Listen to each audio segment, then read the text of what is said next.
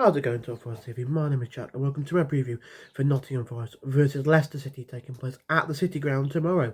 So, yeah, another big game for the Reds, another big game as we come to the end of the Premier League season. Yeah, we really need to be taking maximum points from these next three games, and hope that Newcastle can do us a favour and beat Chelsea, which would then put us firmly into our hands.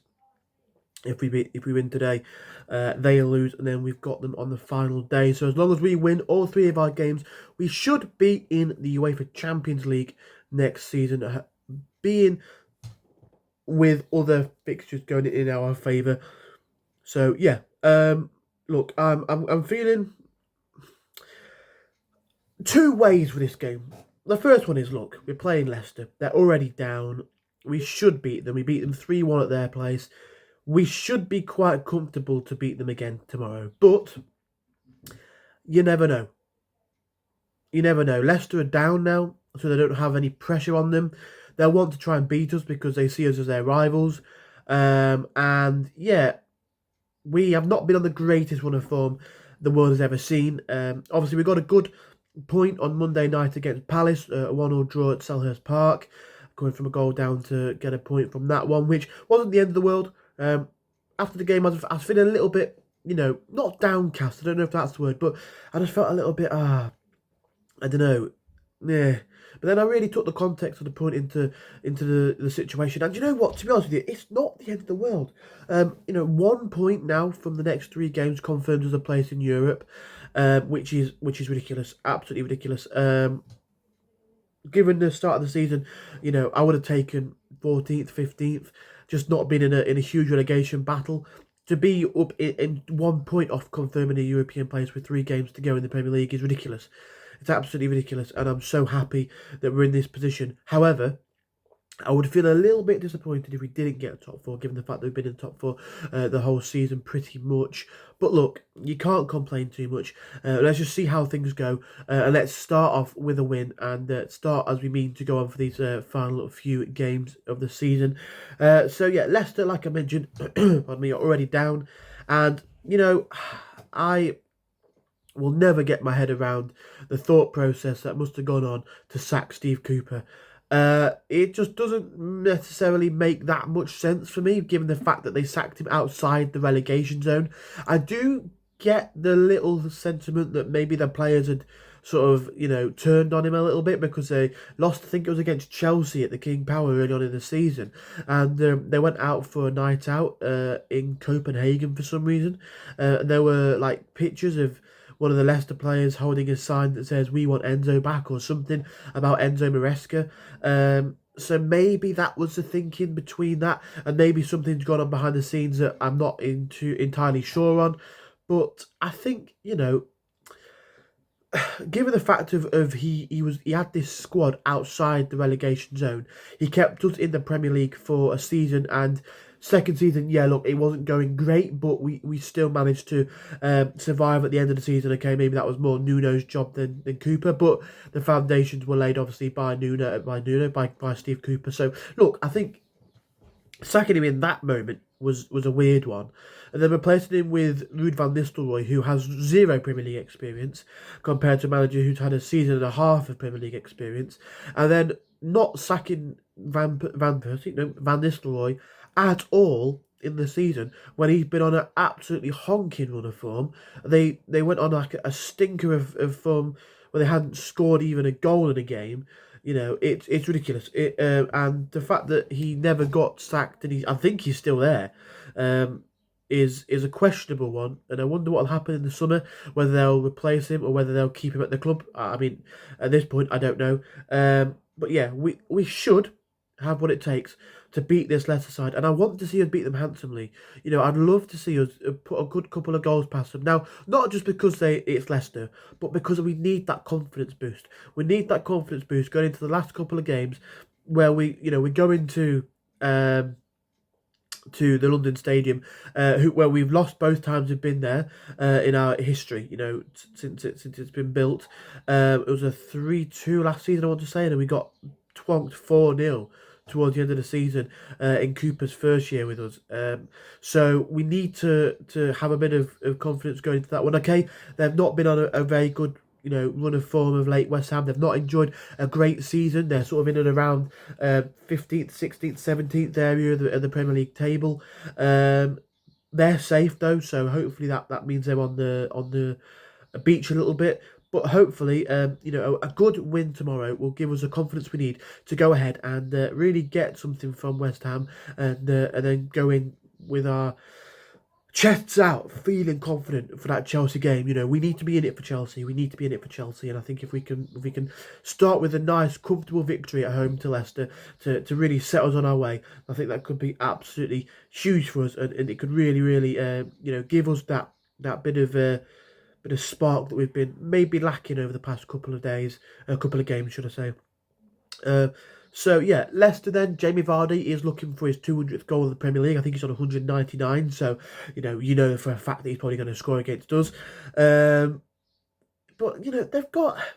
they've got sparks in their squad. I think El Canouse, I quite like him, to be honest with you. In the moments I've seen him play, he looks quite dangerous. Mavadini was good in the Championship, maybe not translated his form over to the Premier League too much, but he's not too bad. They've got a couple of decent players in their ranks, but ultimately not enough to keep them in the Premier League this season. They need to, if they're able to come back up again next season, then we don't. It's not me at all. I'm not a Leicester fan in the slightest. They need to look to overhaul their squad a little bit and spend a bit more money in the right areas.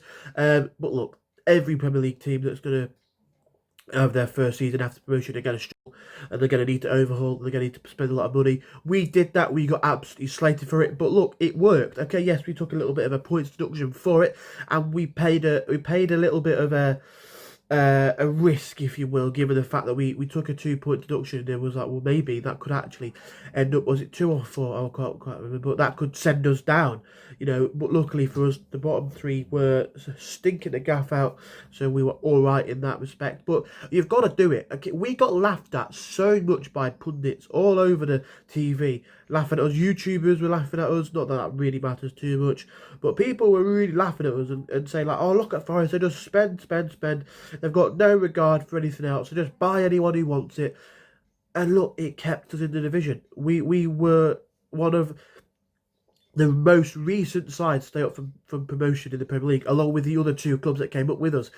Look, we had to overhaul our squad. We had to spend a lot of money, and it worked. And I think that's what promoted sides will have to do.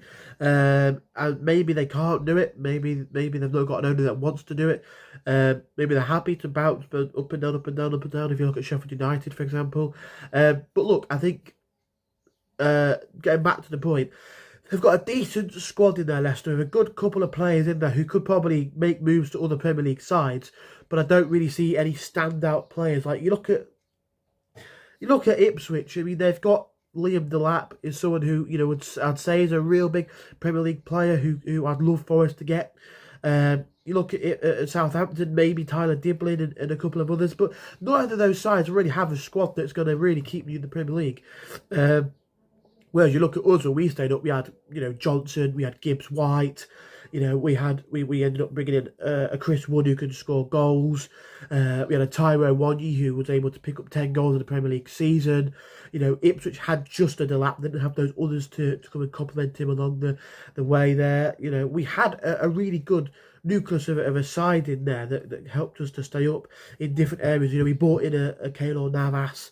We brought in, a Serge Aurier with Premier League experience, people like that, and that's what really helped us. But talking about this game then, I feel like my heart is saying 3-0 Forest. We're going to wipe the floor of them, have a really good game that there's going to be players doing flicks and tricks and getting in really, feeling themselves the game.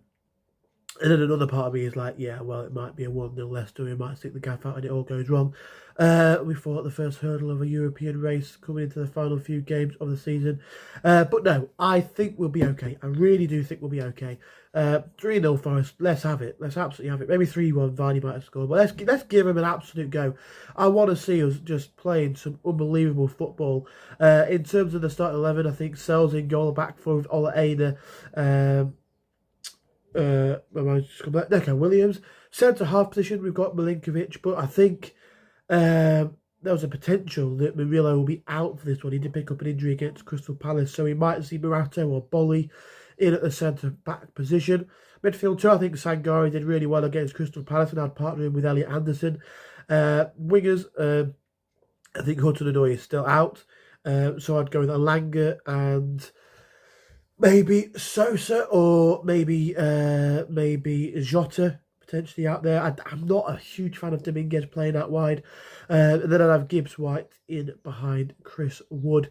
But yeah, need 3 points. You know, I want a good win and that sort of thing, but I don't care how it comes. If we get 3 points, we get 3 points. Incredible. And we bounce forward to the one at the London Stadium. But yeah, feeling that we can get something from this. We need to get something from this one. Big game going into the last few of the season. 3 big games. We need to get 12 points from these games. 12 points? 9 points from these games. What am I waffling? I think I may have said 12 points earlier on. I meant 9 points. We need to get 9 points from 9. And hopefully we can find ourselves in the UCL next season. So if you enjoyed this video, smash the like button. Subscribe if you are new around here and you haven't already. Let us know in the comment section down below your thoughts on the game or all that good stuff. And come on, you Reds.